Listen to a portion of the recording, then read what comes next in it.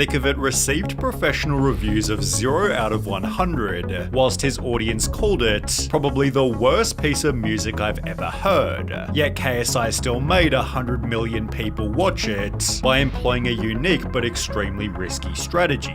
About a month prior to the song's official release, KSI performed Thick of It for the very first time. It was during a live appearance at the Misfits boxing match, and is suggested by a comment reading, "I love how nobody hated this song when it was on Misfits. People initially really liked it. Barely anybody disliked the video, whilst many comments encouraged Thick of It sounds awesome, dude. The Thick of It is one of his best songs in a while. New song is so fire. I'm so excited for the official release." Yet KSI was busy with a different official release. We came together to create a Lunchables competitor. We'd like to introduce you to Lunchly. Just 16 days after the Thick of It live performance, KSI launched Lunchly with Mr. Beast and Logan Paul. Although with both of them being embroiled in drama, people found any excuse to hate on the product. General nutrition was the primary concern, yet it was Dan TDM's tweet that involved KSI. "What happened to YouTubers, man? I can't not say anything anymore. This is selling stuff for the sake of making money, simple. How does this benefit their fans? This is selling crap to kids who don't know better than to trust the people who are selling it to them. Do better." Well, KSI responded stating that Dan had sold crappy products to his fans too. "Looks like crap to me. How does this benefit your fans, Dan?"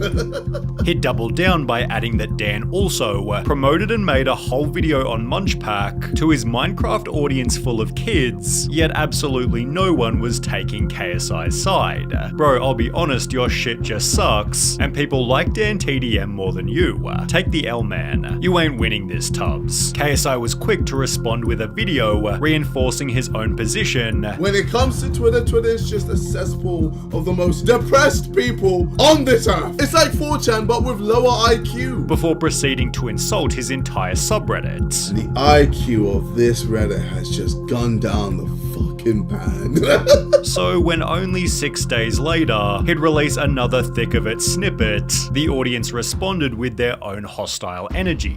"Whoever found this gem, please put it back. This song could probably clear a room faster than a fire alarm. I'm gonna play this at my funeral, and then everyone will be jealous that I'm the dead one." A different person shared the snippet to TikTok, warning KSI is threatening to release whatever this is, which received over 6 million views. "This is one of the worst songs I've ever fucking heard in my life. All my ops getting it. You're not ready. Bro, who exactly are your fucking ops? Dan TDM?" JJ's poor image had completely doomed Thick of It. "People just hate us." "And they hate me." And if he couldn't become any more hated, he might as well lean into it. This whole Dan TDM and Lunchly beef really shows that I'm in the thick of it, out October 4th. Pre-save link down below. In a different tweet he'd state, "A lot has happened these past few days online, so here I am addressing everything below, attaching a link that redirected his viewers to pre-save the song."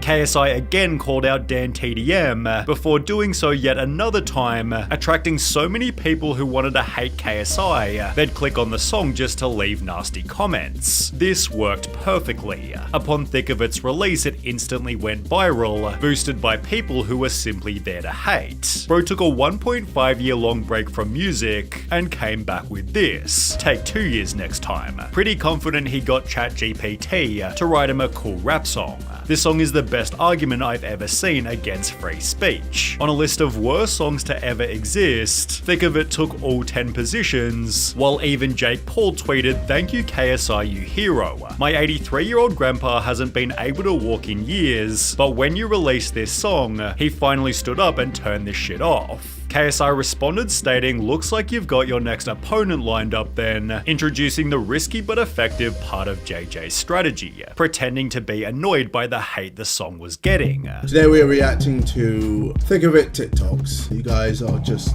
on a hating rampage. Cool, let's do it. He'd retweet videos mocking the song, demanding that people stop taking the piss, before again kicking the hornet's nest by tweeting, "These stupid fans leave trash comments on my new song, think they're getting to me. You're not. It's not funny. It's boring. You're wasting your time. Again baiting the audience to give him more engagement. Thinking they're getting to me. Proceeds to make 30 tweets about it. The fact that you keep talking about it though makes me think it is getting to you.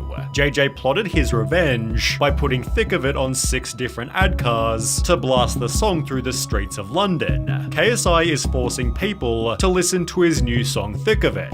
This has to be some form of punishment. WTF is his caption. It's called marketing. I can't even promote without people taking the piss now. It seems the only person who liked the song was KSI himself. I think the song is an absolute banger. On my mama. Hyping up the music video because nobody else would. The music video to Thick of It is finally here. Let's do this. When he tried to perform the song in India, the crowd pelted KSI with Prime. Professional reviewers gave it straight up 0%, or alternatively 5 out of 5 stars, by people who wrote paragraphs just to take the piss out of it. Getting 0 support from anyone, KSI chose to give up completely. He'd write generational haters everywhere. I'm so tired of it at this point. Just leave me alone, seeming genuinely sick of the hate he was getting. Listening to the new KSI song until I cringe. Ready? So obvious. Go. It's so obvious what you're gonna do. I mean, that's 1 second in. Cringe. This carried over to an Aiden Ross livestream. I don't want to be here, but I'm happy. Why don't you want to be here? Well, because you're just here to roast me. No, like the whole internet. I'm being nice. Your audience is the worst. Imagine putting your heart and soul into a project and then release it into the world and everyone's going, ha ha. I want it to stop. I want people to stop making fun of my song. And singing the song to speed definitely wasn't helping his cause. So many streamers had roasted the song, JJ spent 35 minutes reacting to just some of them. However, as a result, KSI's strategy was starting to bear fruit. Look at it the bright side. At least you're getting plays. It's growing on people. It's growing. How do you forget a song that you dislike but is stuck in your head? I heard about someone named KSI who made a song that everyone keeps making fun of. Out of curiosity, I looked it up, and now it won't leave my head. I really don't like the song at all and wish it would stop. Does anyone else have this stupid KSI song stuck in their head because of TikTok? But why is it actually catchy though? I want to hate on it with the rest of the internet, but I just found myself singing it like a hypocrite. The song might have been terrible, but people couldn't stop listening whether they liked it or not. This video that got released 2 weeks ago is almost on 14 million views. Like, this is gonna be one of my most viewed videos of all time. People on Reddit noticed Thick of It is the most popular song on Genius right now, whilst Postlight reported Thick of It is projected to chart in the Billboard Hot 100. The song debuted at number 81, topped Spotify's Viral 100 chart, and brought KSI's monthly listeners to 10 million plus. Ladies and gentlemen, Thick of It is now my 9th top 10 single. A few days later, JJ went on Logan's podcast, and after the song came up in conversation, KSI admitted he was never really angry. This is a good time for me to tell everyone that I'm actually not pissed.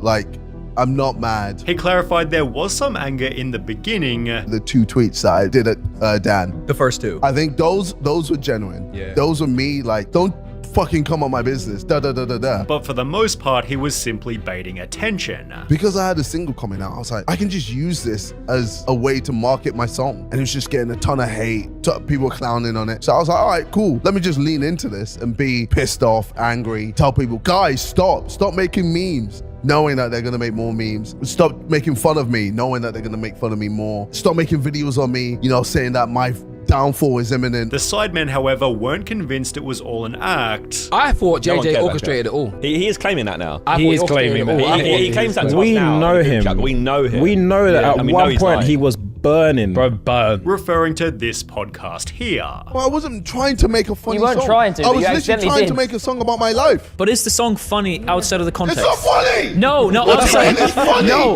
Is my life funny, bro? No. Bro said he was faking the anger. Whether or not the anger was real, the song did exactly what KSI wanted. With over 80 million streams at $3,000 per million, the song has estimated Spotify earnings of almost $250,000. throw in another 250,000 from its 100 million YouTube views, and Thick of It has likely made JJ about $500,000 just from streaming alone. He's convinced now that the dust has settled, people are starting to realize that Thick of It is actually a good song, lol. Wait till I perform it to see how hard it goes. And to be fair, at a recent concert, the entire crowd was singing along. The song will likely never be respected, but it's still legendary in its own funny way.